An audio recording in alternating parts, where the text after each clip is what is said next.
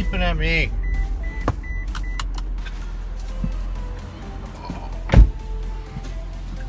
Okay, seriously, I love drinks. So this is for now. This is for now. This is for later.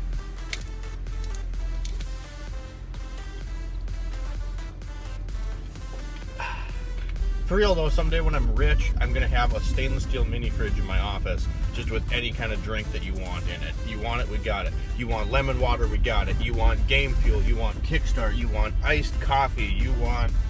I don't care what it is, it's in that fridge. Alright guys, welcome to the Sunday video. I'm on my way into work. I'm actually filming this on Saturday, which is unfortunate because normally that's when I can film something fun for a Sunday video. But when I work, it kind of ruins that schedule. So I had another vlog type style video that I wanted to bring you today. And that is, should you buy an old vehicle? Specifically in this video, we're going to be using my 87 B2000 as an example for the video. So now I just want to get this out of the way, you guys. I'm not talking about like a collector's car or a project car like my 83 GT, for example. I'm not talking about that because that's going to be a toy. I'm talking about something like my Mazda pickup that I want to use for actual work. I want the utilities of the pickup. I want to use the bed, haul stuff around, move furniture, drive it to work, stuff like that. So should you buy an older vehicle for that reason? I'm going to say yes and no, and I'm going to let you guys decide at the end what you think. So if you've been on this channel for any length of time, you know I personally love older cars. I think they were simpler, they're easier to work on, they're easier to maintain, the quality was better, and they were just all around built with better materials. And you guys already know the formula on this, we've talked about it before, but the whole reason behind that is because when you have more simplified technology, the quality can go up because you're spending less money on that technology. There's not your heated seats, your air conditioned seats, your dual zone climate control, your touchscreen. There's not all that stuff to worry about. So they made the vehicles with better quality materials because they needed less materials. They had less to invest in other things. That's a different video. Alright, so with that said, to make one more clarification for this video, when I'm talking older vehicle, I'm talking like very early 90s, like 92 and before. That's the category of vehicle I'm going to be targeting in this video.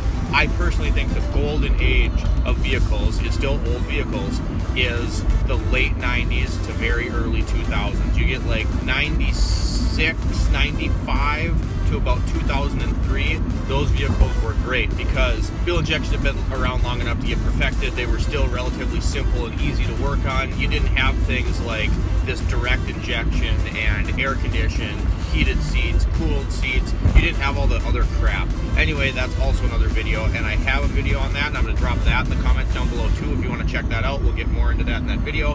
But back to the point of this video, and that is, should you buy one? You'll notice in the beginning of this video, we were going to get in the Mazda and drive that to work, and I hopped in the Prius instead. Now, I did that for a number of reasons. One, as you guys know, I live about 30 miles away from the Fargo-Moorhead area, so when I drive in, I usually take the interstate, cruise in at about 75 miles an hour. Now, that little B2000 is going to work pretty hard to go that fast. So if I take that, I have to take a back road instead, and I cruise at 55, 60. Not saying that the Mazda wouldn't go 75, but it's really working pretty hard at that point. So I wanted to get to work a little bit quicker today, so I hopped in the Prius. So that's reason number one. You get these older cars. It's not that there's anything wrong with the truck, but it's an 87 2-liter carbureted engine. I mean, it just doesn't have a whole lot of get up. And then a lot of that has to do with gearing and stuff like that. Those things weren't made for highway cruising anyway. But that's the first thing I wanted to talk about, and it kind of encompasses all of these things.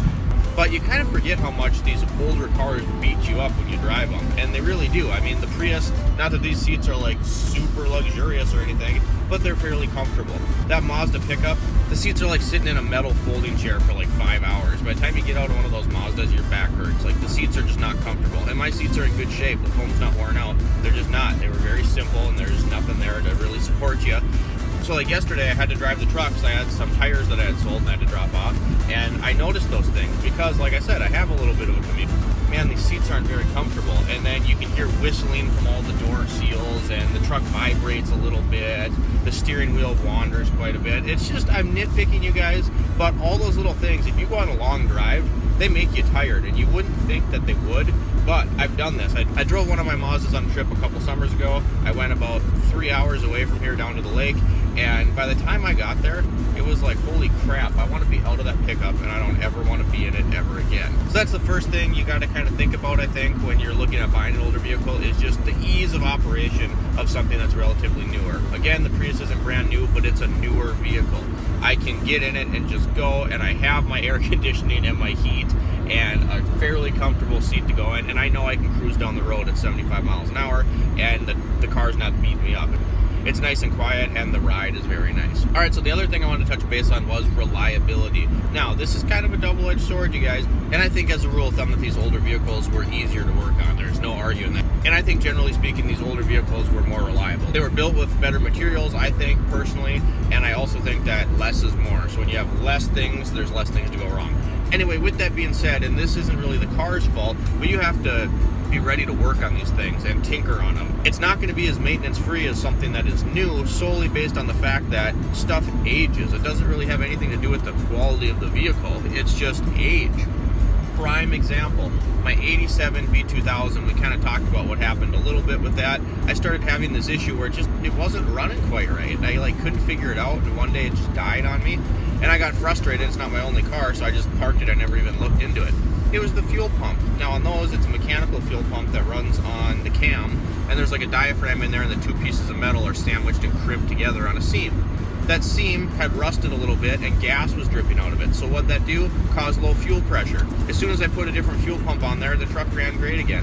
Now that's not because Mazda made a crappy truck. That's just because that fuel pump's been on there for 32 years, and stuff breaks down, you guys, stuff wears out. But that's something that is very important to remember when you're looking at buying an older vehicle, is that you're going to be tinkering on the thing because stuff wears out. And even, you can buy something with lower mileage, but a lot of times when you're looking at older vehicles, that's no good. You don't want something that's been sitting in a barn for the last 10 years and never driven. You don't want those things to happen. It allows all your lubrication to dry out, things like lines and rubber hoses and stuff like that. They all get brittle, and fluids, it's not good for them just to sit like that. So a lot of times you want something that has some miles on it that somebody's been driving. Just realize when you buy one of these older cars that it's something you're going to be maintaining. Even though you want it for work and whatever, at least from my perspective, it's kind of a novelty to drive some of these older cars, especially if they're in decent shape. It's like, wow, this thing is this old and it still looks this nice. And they can serve you very well. I'm not saying they can't. Like I said, easy to work on. Parts are usually pretty cheap for the older stuff,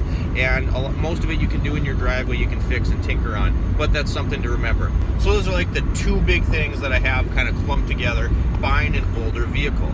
Yes, they can be reliable. Yes, I will vouch for older vehicles all day long, but you have to be ready to accept a few of those things. It's not going to be as comfortable, and you're probably going to be tinkering on it once in a while because stuff gets old and it's a machine.